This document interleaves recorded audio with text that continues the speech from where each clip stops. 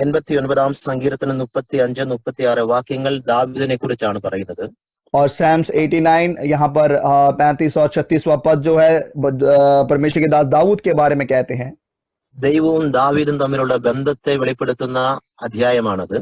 और ये अध्याय हालेलुया यहाँ पर परमेश्वर और दाऊद के बीच के संबंध को दर्शाता है. കേവലം ഒരു ഇടയനായി ജോലി നോക്കുന്ന ഒരു മനുഷ്യനെ നോക്കി ദൈവം പറയുകയാണ്, केवल एक चरवाहा जो दाऊद थे उनको देखकर इस प्रकार परमेश्वर कहते हैं, ഒരിക്കൽ ഞാൻ അവനോട് എന്റെ വിശുദ്ധിയെ കൊണ്ട് സത്യം ചെയ്യിച്ചു. एक बार मैं अपनी पवित्रता की शपथ खा चुका हूं. ദൈവത്തിന്റെ വിശുദ്ധി എന്ന് പറഞ്ഞാൽ ഭയങ്കരമാണ്. परमेश्वर की पवित्रता जो है वो काफी गंभीर है प्रियो. ദൈവത്തിന്റെ വിശുദ്ധി അതിപരിശുദ്ധനായ ദൈവമെന്നാണ് നമ്മൾ വേദപുസ്തകത്തിൽ വായിക്കുന്നത്. और वचन में हम यही पढ़ते हैं कि परमेश्वर वो अति पवित्र परमेश्वर है. വിശുദ്ധിയിൽ ഭയങ്കരൻ നമ്മൾ ഈ ദൈവത്തെ കുറിച്ച് പഠിക്കുന്നു. वो वचन में इस प्रकार हम देखते हैं कि वो पवित्रदाई में काफी हालेलुया उत्तम है. वो ദൈവത്തിന്റെ ഒരു ഭയങ്കര ക്വാളിറ്റിയാണ് വിശുദ്ധി എന്നുള്ളത്. परमेश्वर की जीवन की सबसे बड़ी खूबी है कि वो पवित्र है.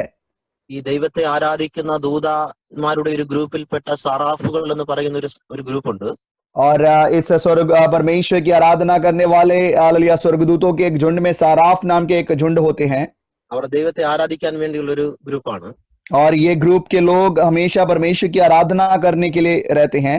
അവർ ദൈവസിംഹാസനത്തിന്റെ മുമ്പിൽ നിന്നുകൊണ്ട് ദൈവത്തെ സ്തുതിക്കുമ്പോൾ वो परमेश्वर के सिंहासनों के सामने खड़े होकर जब प्रभु की आराधना और स्तुति करते हैं, ദൈവത്തിന്റെ വിശുദ്ധിയുടെ മുമ്പിൽ നിൽക്കുവാൻ കഴിയാതെ വണ്ണം परमेश्वर की पवित्रताई के आगे ठहरना पाते हुए അവരുടെ ചിറകുകളെ മുഖങ്ങൾ കൊണ്ട് മറച്ചിട്ടാണ് പരിശുദ്ധൻ പരിശുദ്ധൻ എന്ന് പറയുന്നത്. वे लोग अपने दो पंखों से अपना चेहरा ढाप देते हैं, छुपा देते हैं. उसके बाद वे लोग कहते हैं कि परमेश्वर यहोवा पवित्र है. അവരവരുടെ ശരീരം മറച്ചിട്ടാണ് യഹോവ പരിശുദ്ധൻ പരിശുദ്ധൻ എന്ന് പറയുന്നത്. वे लोग अपने शरीरों को हालेलुया ढकते हुए कहते हैं कि यहोवा परमेश्वर पवित्र पवित्र है. അത്രയ്ക്ക് പരിശുദ്ധനായിരിക്കുന്ന ദൈവമാണ് യഹോവ. क्योंकि यहोवा परमेश्वर उतना अधिक पवित्र है प्रियो.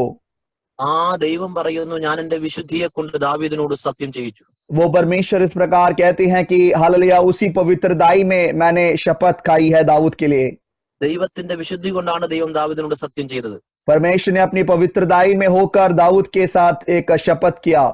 നമ്മുടെയൊക്കെ ജീവിതത്തിൽ ദൈവത്തിന്റെ വിശുദ്ധി കൊണ്ട് സത്യം ചെയ്യിക്കുവാൻ കഴിയുന്ന തലത്തിൽ നാം ഒക്കെയോ എത്തപ്പെട്ടാൽ നാം രക്ഷപ്പെട്ടു. अगर हम भी हालेलुया अपने जीवन में हालेलुया परमेश्वर की पवित्रता की शपथ हमारे ऊपर भी परमेश्वर खाने के योग्य अगर हम हो जाते हैं तो हम धन्य है प्रियो. അതൊരു ചെറിയ കാര്യമല്ല, അതൊരു ഭയങ്കര കാര്യമാണ്. ये एक छोटी बात नहीं है, ये बहुत बड़ी बात है. ദൈവം തന്റെ വിശുദ്ധി കൊണ്ട് കേവലം ഒരു ഇടയനായിരിക്കുന്ന മനുഷ്യനെ നോക്കി ദൈവം സത്യം ചെയ്യുകയാണ്. देखो परमेश्वर अपनी पवित्रता की शपथ केवल एक छोटे से चरवाहे के लिए यहाँ पर कर रहे हैं. ഞാൻ ദാവീദിനോട് ഫോഷ്ക്ക് പറയുകയില്ല.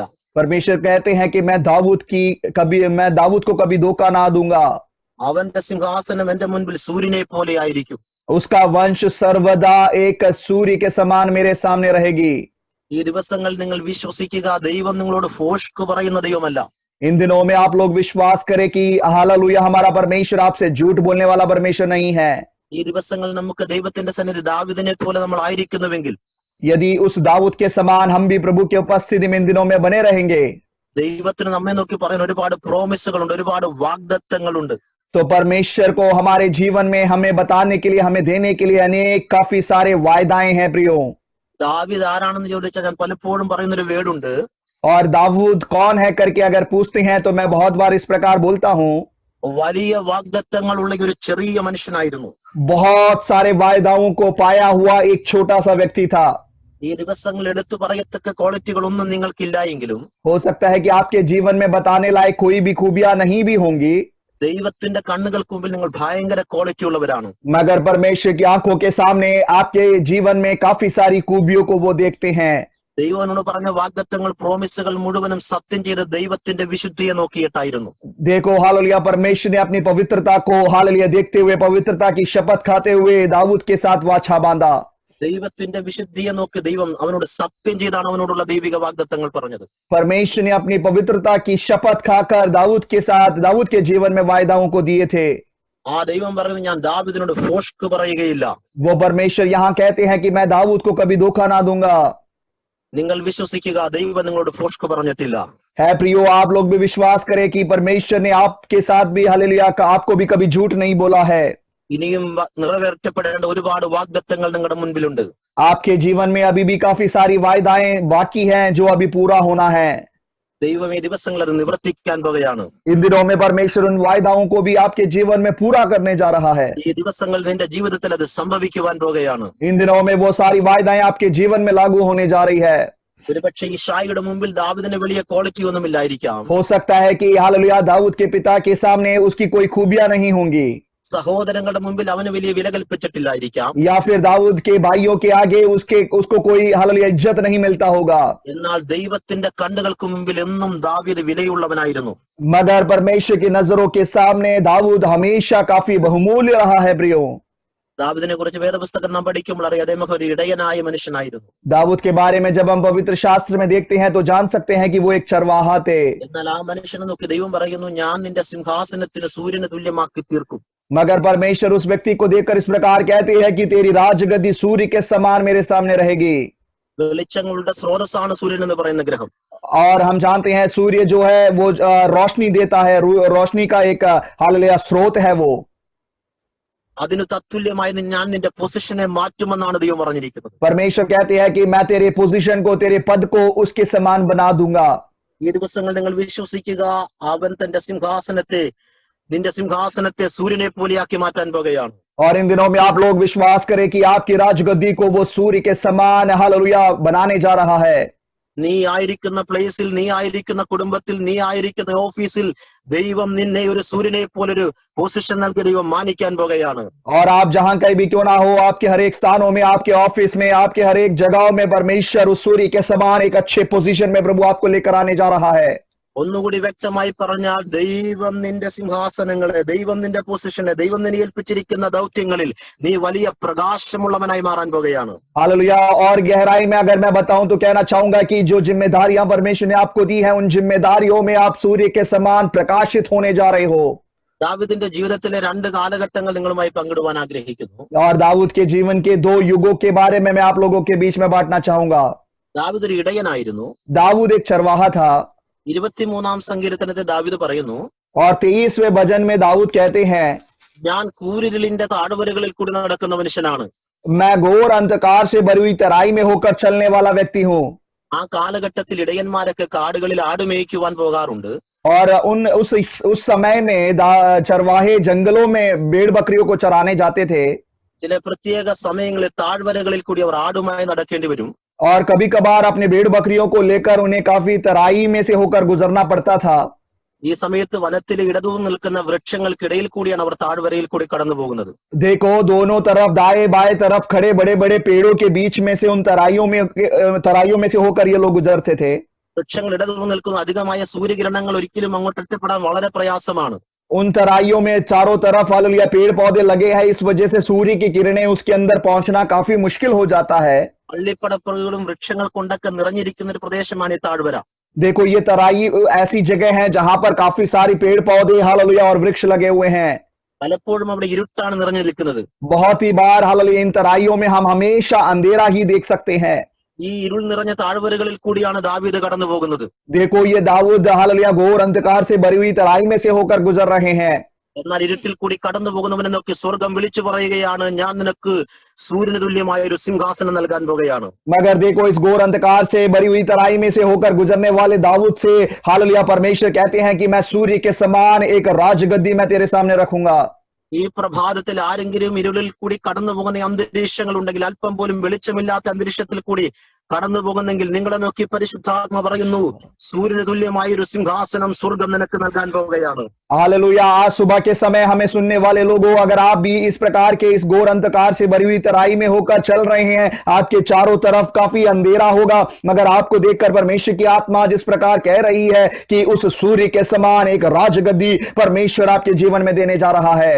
വിശ്വസിക്കുക, ഇരുളിന്റെ താഴ്വരകളിൽ കൂടി ഇരുട്ടിൽ കൂടി കടന്നു പോകുന്ന ഒരു കാലഘട്ടമുണ്ടെങ്കിൽ, വെളിച്ചത്തിന്റെ സിംഹാസനത്തിൽ ഇരുത്തുന്ന ഒരു ദൈവിക കാലഘട്ടം നിന്റെ മുമ്പിൽ വെളിപ്പെട്ടു വരാൻ പോകുകയാണ്. आप लोग विश्वास करें प्रियो कि अगर आपके जीवन में इस समय घोर अंधकार से भरी हुई तराई है या फिर अंधेरा भरा हुआ अनुभव है, आप लोग विश्वास करें आने वाले दिनों में सूर्य के समान चमकता हुआ एक राजगद्दी परमेश्वर ने आपके लिए ठहराया है. ദാവീദ് നല്ലൊരു ഇടയനായ മനുഷ്യനായിരുന്നു. दाऊद एक अच्छा चरवाहा था. ഇടയന്മാരൊക്കെ രാത്രിയിൽ ആടുകളെയൊക്കെ പകൽ മുഴുവൻ മേയിച്ചിട്ട് രാത്രിയാകുമ്പോൾ അവർ ആട്ടിൻകൂട്ടങ്ങളെ ഒരു പ്രത്യേക സ്ഥലത്ത് അവർ കൂട്ടും. देखो हालेलुया, दिन भर इन भेड़ बकरियों को चराने के बाद रात होते ही इन लोगों को अपने भेड़शालाओं में वे लेकर आते हैं. സന്ധ്യയാകുമ്പോൾ സമീപ പ്രദേശങ്ങളിലെ കല്ലുകളൊക്കെ കൂട്ടിയിട്ട് അവറ്റകൾക്ക് ഒരു സംരക്ഷണം കൊടുത്ത് അതിന് നടുവിലാണ് ആടുകളെ കിടത്തുന്നത്. देखो हालेलुया, शाम होते ही ये लोग चारों तरफ पत्थर रख के एक बाड़ा जैसे बना देते हैं और उसके बीच में इन हालेलुया भेड़ बकरियों को वो बैठाते हैं. എന്നാൽ രാത്രിയാകുമ്പോൾ ചെന്നായി പോലത്തെ കാട്ടുമൃഗങ്ങൾ ആട്ടിൻകുട്ടികളെ പിടിക്കുവാൻ വേണ്ടി വരും. मगर रात होते ही क्या होता है कि हालेलुया भेड़ जैसे या फिर लोमड़ी वहां पर भेड़ों को पकड़ने के लिए या बकरियों को पकड़ने के लिए वहां पर आ जाते हैं. എന്നാൽ ഈ സമയത്ത് ആടുകളെ സംരക്ഷിക്കേണ്ടതിന് വേണ്ടി ഇടയന്മാർ ഉറക്കളിച്ച് രാത്രിയുടെ യാമങ്ങളിൽ ഇരിക്കാറുണ്ട്. हम देख सकते हैं कि रात के समय में अपने भेड़ बकरियों को सुरक्षित रखने के लिए, बचाकर रखने के लिए रात भर ये चरवाहे जागते रहते हैं. ഇടയന്മാരുടെ ഗ്രൂപ്പിൽ 2 സെക്ഷൻ ഉണ്ട്. ഡേ ജോലി ചെയ്യുന്നവർ, പകൽ ജോലി ചെയ്യുന്നവരുമുണ്ട്, രാത്രി ജോലി ചെയ്യുന്നവരുമുണ്ട്. और चरवाहों के बीच में 2 प्रकार के हालेलुया ड्यूटी चलती है. कुछ लोग सुबह दिन में काम करते हैं, कुछ लोग रात में काम करते हैं.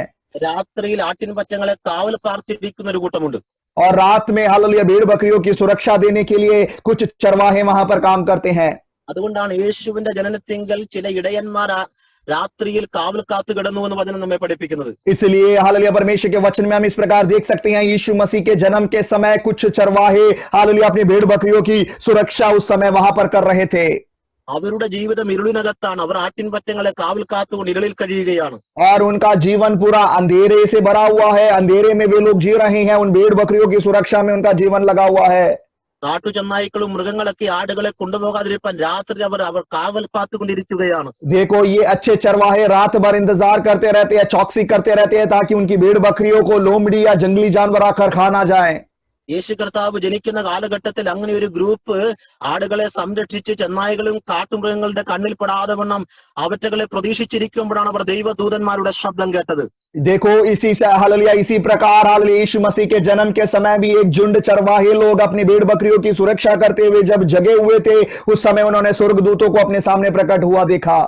നീ കാത്തിരിക്കുന്നത് ആയിരിക്കുകയില്ല. നിന്റെ ജീവിതത്തിൽ നീ കാണാൻ പോകുന്ന, അനുഭവിക്കുവാൻ പോകുന്നത് വ്യത്യസ്തമായിരിക്കുന്ന ദൈവിക ഇടപെടലുകൾ നീ അനുഭവിക്കാൻ പോകുകയാണ്. और हालेलुया आप इन दिनों में जिस चीज के लिए इंतजार कर रहे हैं, जिस चीज के लिए चौकसी कर रहे हैं, हो सकता है कि उससे बढ़कर परमेश्वर की ओर से हालेलुया एक संघर्ष और परमेश्वर की ओर से एक हालेलुया लेन देन आपके जीवन में इन दिनों में होगा. ദാവീദിന്റെ ജീവിതത്തിലും ഒരുപക്ഷെ രാത്രിയുടെ യാമങ്ങൾ ഇരുളിൽ ആട്ടിൻപറ്റങ്ങളെ കാവൽ കാത്ത് കിടക്കേണ്ടുന്ന ഒരു അനുഭവം ഉണ്ടായിരിക്കാം. हो सकता है कि दाऊद भी अपने रात के समयों में हालेलुया इन भेड़ बकरियों की सुरक्षा के लिए हालेलुया वो भी काफी दिनों तक जागा रहा होगा. കാരണം അവന് നല്ലൊരു ഇടയനായിരുന്നു. क्योंकि दाऊद एक अच्छा चरवाहा था. എന്നാൽ ഇരുളിൽ ജീവിക്കുന്ന ദാവീദിനെ നോക്കി സ്വർഗം വിളിച്ചു പറഞ്ഞു, സൂര്യന് തുല്യമായിരിക്കുന്ന ഒരു വെളിച്ചത്തിന്റെ കാലഘട്ടം, ഒരു സിംഹാസനം ഞാൻ നിന്റെ മുൻപിൽ വെച്ചിട്ടുണ്ട്. इसलिए हालेलुया मगर हालेलुया उस दाऊद से परमेश्वर हालेलुया इस प्रकार कहते हैं कि तू अभी अंधेरे में जी रहा होगा, मगर तेरे सामने सूर्य के समान चमकने वाली एक राजगद्दी या एक समय मैं तेरे सामने रखता हूं. പക്ഷെ അത് സംഭവിക്കണമെങ്കിൽ ദാവീദിന്റെ ജീവിതത്തിൽ ഒരു കാര്യം നടക്കണം. അവന്റെ ശിരസിൽ രാജകീയ അഭിഷേക തൈലം വീഴണം.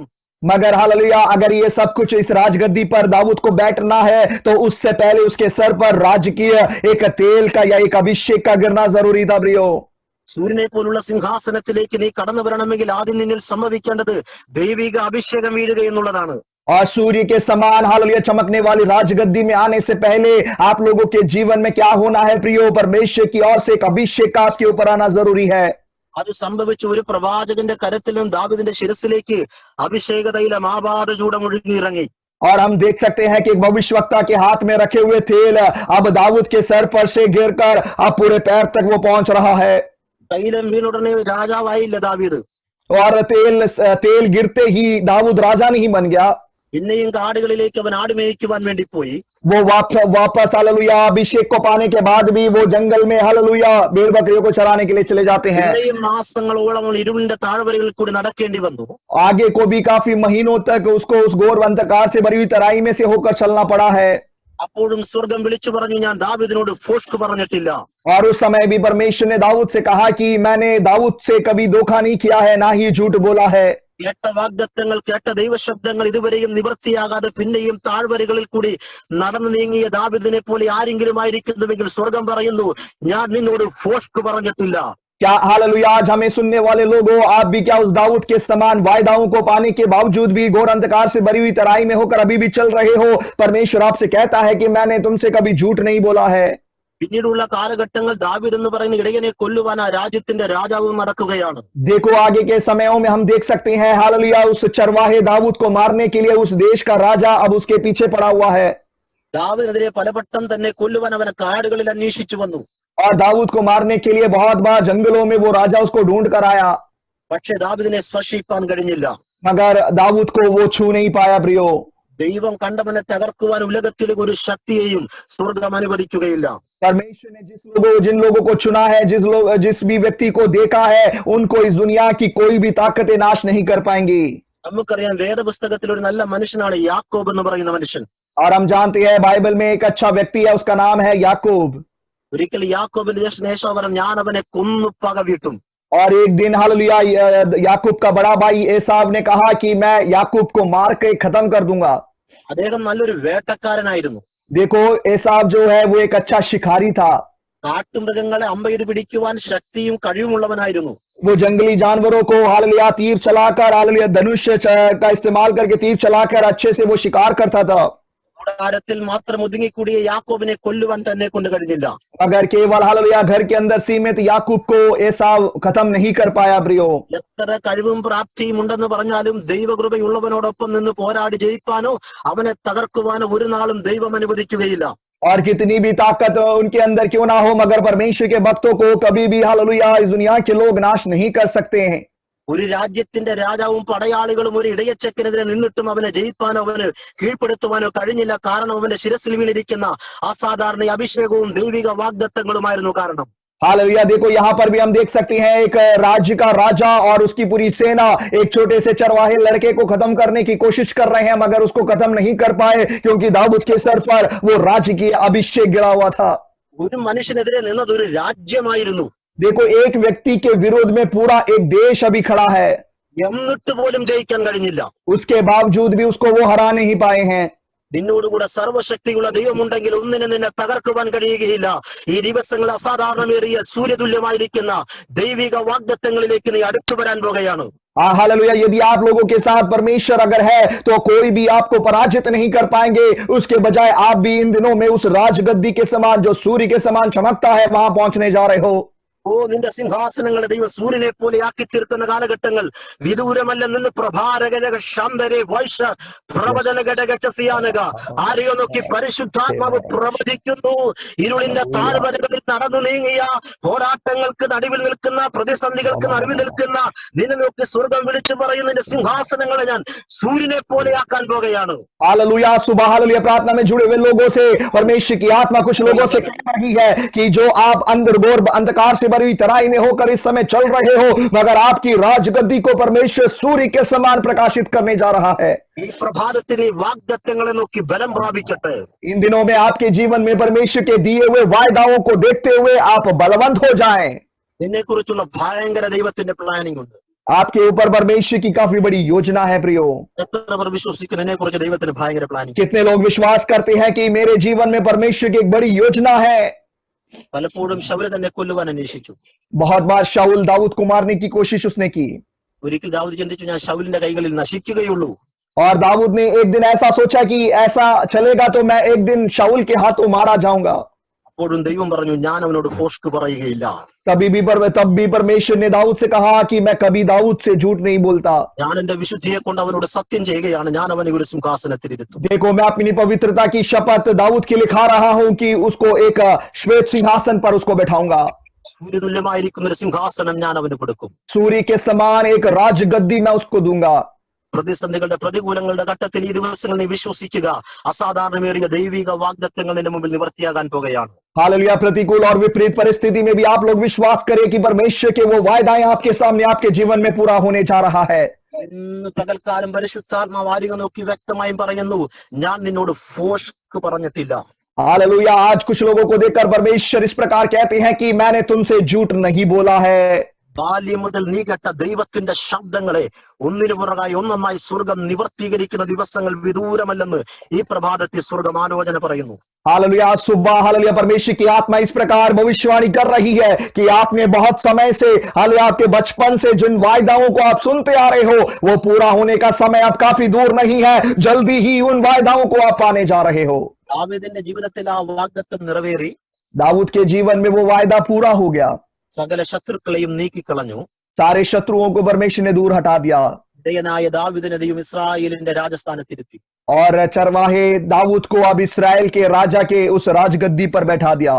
സാഹചര്യം എത്ര പ്രതികൂലമാണെങ്കിലും, परिस्थितियां कितनी भी विपरीत क्यों ना हो, മുൻപിൽ പ്രതീക്ഷകളൊന്നുമില്ലെങ്കിലും, आपके सामने कोई भी उम्मीद भी क्यों ना हो, ദൈവം സത്യം ചെയ്തൊരു കാര്യം പറഞ്ഞിട്ടുണ്ടെങ്കിൽ, मगर परमेश्वर ने यदि सच सच बोलते हुए एक वायदा आपके जीवन में किया है, നിന്റെ ജീവിതത്തിൽ സ്വർഗം അത് നിവർത്തിക്കാൻ പോകുകയാണ്. आपके जीवन में स्वर्ग का परमेश्वर उन वायदाओं को जरूर पूरा करने जा रहा है. ഇരുളിന്റെ താഴ്വരകളിൽ നടന്നു നീങ്ങിയ മനുഷ്യനെ ദൈവം സൂര്യന് തുല്യം ശോഭിക്കുന്ന സിംഹാസനത്തിൽ ഇരുത്തിച്ചു. देखो, घोर अंधकार से भरी हुई तराई में होकर चलने वाले उस व्यक्ति को परमेश्वर ने सूर्य के समान चमकने वाली राजगद्दी में बैठा दिया. ദാവീദിന്റെ ജീവിതത്തിൽ രണ്ട് കാലഘട്ടങ്ങൾ ഉണ്ടായിരുന്നു. दाऊद के जीवन में दो युग थे प्रियो. ഒന്ന് ഇരുളിന്റെ കാലഘട്ടങ്ങൾ, पहला युग जो अंधेरे से भरा हुआ था, രണ്ട് വെളിച്ചത്തിന്റെ കാലഘട്ടങ്ങൾ. दूसरा युग रोशनी से या प्रकाश से भरा हुआ था. ഇപ്പോൾ ദാവീദ് ആയിരിക്കുന്നത് ഒരു സിംഹാസനത്തിലാണ്. अभी दाऊद जो है उस राजगद्दी पर बैठा है. ദൈവം പറയുന്ന അവന്റെ സിംഹാസനം എന്റെ മുമ്പിൽ സൂര്യനെ പോലെയായിരിക്കും. परमेश्वर कहते हैं कि उसकी राजगद्दी मेरे सामने सूर्य के समान होगी. ഈ പ്രഭാതത്തിൽ ഇതൊരു ദൈവിക ദൂതായി എത്ര പേർ സ്വീകരിക്കും? और आज इस परमेश्वर की वाणी के समान कितने लोग इस संदेश को स्वीकार करेंगे? അവന്റെ സിംഹാസനം എന്റെ മുൻപിൽ സൂര്യനെ പോലെയായിരിക്കും. परमेश्वर कहते हैं कि उसकी राजगद्दी सूर्य के समान मेरे सम्मुख ठहरेगी. രണ്ട് കാലഘട്ടങ്ങൾ, ഒന്ന് ഇരുളിന്റെ കാലഘട്ടം, രണ്ട് വെളിച്ചത്തിന്റെ കാലഘട്ടം. पहला युग अंधेरे से भरा हुआ युग, दूसरा युग रोशनी से या प्रकाश से भरा हुआ युग. ഒരിക്കലൊരു പ്രവാചകൻ ഗലീല എന്ന് പറയുന്ന ദേശത്തെ നോക്കി ഇങ്ങനെ പ്രവചിച്ചു. एक बार एक भविष्यवक्ता ने गलील नाम के देश की और देखते हुए भविष्यवाणी की. സെബുലൂൻ ദേശവും നാഫ്താലി ദേശവും ജാതികളുടെ ഗലീലയും ഇരുളിനകത്തിരിക്കുകയാണ്. कि जबुलून, नफ्ताली, आलिया, ये सब अन्य जाति अंधेरे में भरा हुआ है. അവിടെ വെളിച്ചമുണ്ട്, അവിടെ മനുഷ്യർ ജീവിക്കുന്നുണ്ട്, കാര്യങ്ങളൊക്കെ സത്യമാണ്. പക്ഷെ ഒരു പ്രവാചകൻ ആത്മകണ്ണാ ദർശിച്ചപ്പോൾ അവിടെ മുഴുവനും ഇരുട്ടാണ്. देखो, वहां पे रोशनी तो है, लोग वहां पे रहते भी है, बिल्कुल सही बात, मगर एक भविष्यवक्ता ने अपनी आत्मिक आंखों से जब देखा तब उन देशों में उसने अंधेरा पाया. നഗ്നനേത്രങ്ങൾ കൊണ്ട് ഗലീലയിലേക്ക് നോക്കിയാൽ മനുഷ്യർ അവിടെ ജീവിക്കുന്നുണ്ട്, വെളിച്ചമുണ്ട്, സത്യമാണ്. देखो, अपनी मानसिक आंखों से उन देशों की और नप्ताली, हालेलुया, गलील देशों की और जब देखते हैं तो वहां पर रोशनी है, मनुष्य रहते हैं, बिल्कुल सही बात है. പക്ഷെ ആത്മകണ്ണുകൊണ്ട് ദർശിച്ചപ്പോൾ ആ ദേശത്ത് മുഴുവനും ഇരുട്ടാണ്. मगर आत्मिक आंखों से जब उस भविष्यवक्ता ने देखा तो इन सारे देशों में अंधेरा छाया हुआ है. നമ്മിൽ പലരുടെയും ജീവിതം ഇതുപോലെയാണ്. हम में से अनेक लोगों का जीवन भी इस प्रकार है प्रियो. ആത്മകണ്ണാൽ ദർശിച്ചാൽ പലരുടെയും ജീവിതത്തിനകത്ത് ഇരുട്ട് കിടക്കുകയാണ്. देखो, आत्मिक हालेलुया आंखों से जब देखती है, आज भी अनेक लोगों के जीवन में वो अंधेरा छाया हुआ है. ഗലീല എന്ന് പറയുന്ന ദേശത്തെ കുറിച്ചൊന്ന് ചിന്തിക്കാം. गलील देश के बारे में थोड़ा मनन करेंगे. ദൈവം പറഞ്ഞ ആ ദേശം മുഴുവൻ ഇരുട്ടിനകത്താണ്. परमेश्वर ने कहा कि वो पूरा देश उस अंधेरे में फंसा हुआ है.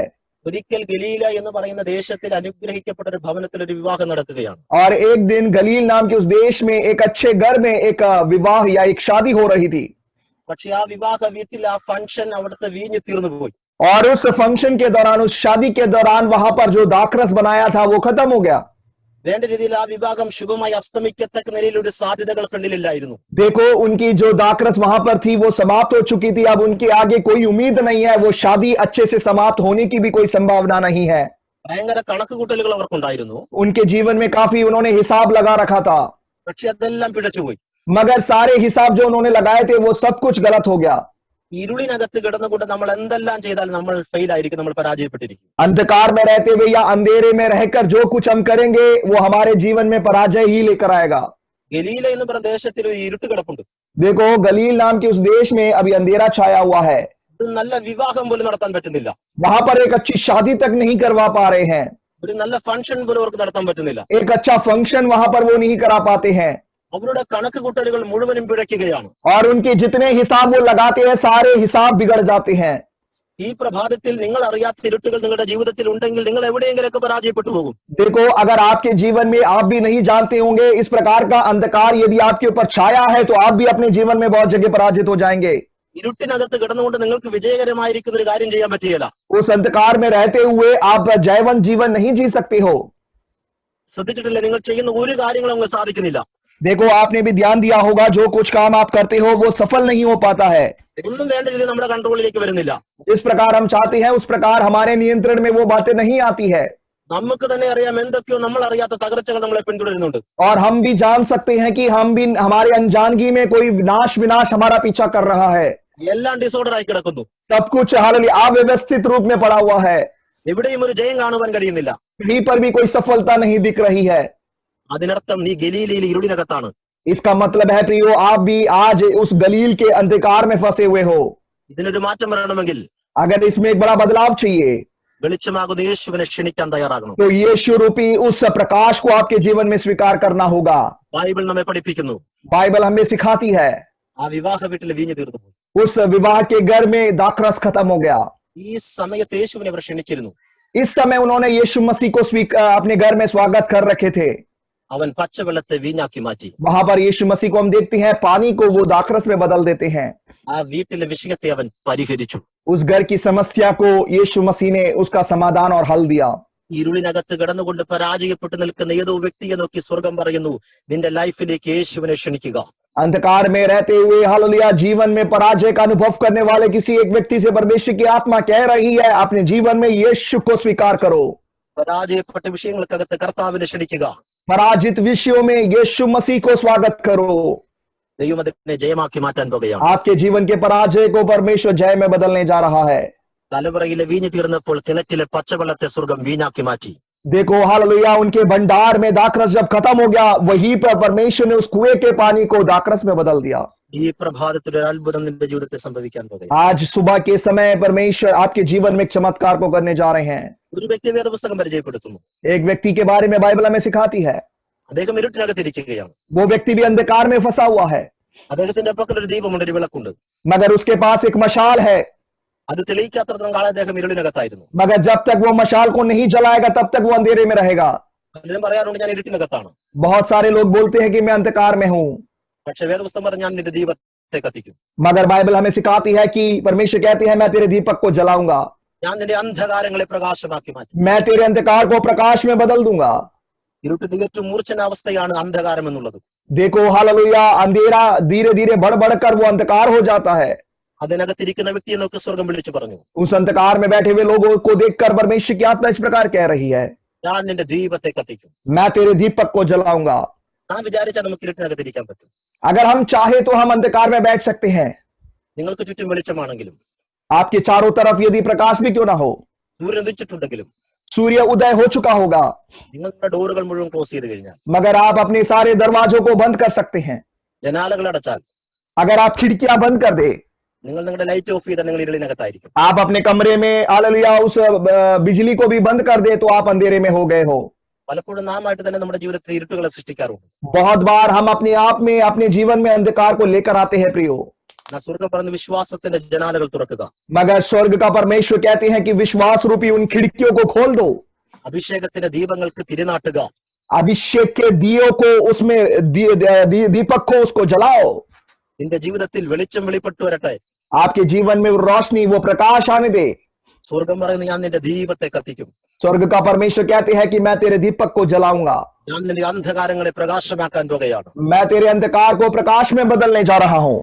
ഇന്ന് പകൽ എത്ര പേർ വിശ്വസിക്കുന്നു? आज सुबह कितने लोग विश्वास करते हैं प्रियो, ദൈവം എന്നെ പ്രകാശിപ്പിക്കുവാൻ പോകുകയാണ്. परमेश्वर मुझे प्रकाशित करने जा रहे हैं। ഇരുളിന്റെ ഒരു കാലഘട്ടം ഉണ്ടെങ്കിൽ, अंधकार का यदि एक युग है ഒരു വെളിച്ചത്തിന്റെ കാലഘട്ടം സ്വർഗം നിനക്ക് നൽകാൻ പോകുകയാണ്. तो प्रकाश का भी या रोशनी का भी एक युग आपके लिए परमेश्वर देने जा रहा है। ദാവീദ് പറയും, കൂരിലിന്റെ താഴ്വരയിൽ കൂടി നടന്നവനാണ് ഞാൻ, दाऊद कहेगा कि मैं घोर अंधकार से भरी हुई तराई में होकर चला था, പക്ഷേ സൂര്യന് തുല്യമായിരിക്കുന്ന സിംഹാസനത്തിൽ നിന്ന് ഞാൻ ഇരിക്കുകയാണ്. मगर आज सूर्य के समान चमकने वाली उस राजगद्दी में मैं बैठा हूं। പരിശുദ്ധാത്മ പറയുന്നു, पवित्र आत्मा कहती है, ഇരുളിൽ നിന്നും സ്വർഗം ചിലരെ വെളിച്ചത്തിലേക്ക് കൊണ്ടുവരാൻ പോകുകയാണ്. देखो अंधकार में से कुछ लोगों को परमेश्वर उस प्रकाश की ओर लेकर आने जा रहा है। ഇരുളിൽ നിന്നും സ്വർഗം ചിലരെ വെളിച്ചത്തിലേക്ക് കൊണ്ടുവരാൻ പോകുകയാണ്. अंधकार में से स्वर्ग परमेश्वर कुछ लोगों को उस रोशनी की ओर लेकर आने जा रहा है। അസാധാരണമേറിയ ദൈവിക ദൗത്യങ്ങൾ ചിലരുടെ മേൽ സ്വർഗം കൈമാറാൻ പോകുന്നു. अलौकिक परमेश्वर के कामों को परमेश्वर कुछ लोगों के ऊपर उंडेलने जा रहा है। ഇപ്പോൾ ഇതിനകത്തിരിക്കുന്ന ചിലരെ വെളിച്ചത്തിലേക്ക് കൊണ്ടുവരുവാൻ, अंधकार में बैठे हुए लोगों को रोशनी में लेकर आने के लिए ലോകത്തിന്റെ വെളിച്ചമായി വന്നിന്റെ മേൽ പ്രകാശിക്കാൻ പോകുകയാണ്. इस दुनिया में प्रकाश के रूप में हालेलुया ज्योति के समान आया हुआ परमेश्वर आपके ऊपर प्रकाशित होने जा रहे हैं। സ്വർഗ്ഗം ഈ ദിവസങ്ങളിൽ അത്ഭുതങ്ങൾ നിങ്ങളുടെ ജീവിതത്തിൽ ചെയ്യാൻ പോകുകയാണ്. स्वर्ग के परमेश्वर इन दिनों में आपके लिए चमत्कारों को करने जा रहे हैं। എത്ര പേർ വിശ്വസിക്കുന്നു? कितने लोग विश्वास करते हैं എന്നെ വെളിച്ചത്തിലേക്ക് കൊണ്ടുവരുന്ന ഒരു ദൈവമുണ്ട്. मुझे प्रकाश में लेकर आने वाला परमेश्वर? ദാവീദിനോട് സ്വർഗ്ഗം പറയുന്നു, दाऊद से परमेश्वर कहते हैं, ഇരുട്ടിൽ നടന്നൊരു കാലഘട്ടമുണ്ടെങ്കിൽ, ऐसा समय अगर तेरे जीवन में था जब तू अंधकार में चलता था, ഒരു വെളിച്ചത്തിന്റെ സൂര്യതുല്യമായിരിക്കുന്ന സിംഹാസനത്തിൽ ഞാൻ നിന്നെ ഇരുത്താൻ പോകുകയാണ്. मगर वो समय तेरे सामने अब आने वाला है जब सूर्य के समान उस राजगद्दी पर मैं तुझे बैठाऊंगा। കർത്താവ് ഈ വചനങ്ങളാൽ നിങ്ങളെ അനുഗ്രഹിക്കുമാറാകട്ടെ. परमेश्वर इन वचनों के द्वारा आप सबों को बहुत आय से आशीषित करे। ഇരുളിൽ നിന്നും ദൈവം നിങ്ങളെ വെളിച്ചത്തിലേക്ക് കൊണ്ടുവരാൻ പോകുന്നു. अंधकार में से परमेश्वर आपको ज्योति की ओर लेकर आने जा रहे हैं। ആമേൻ. आमेन।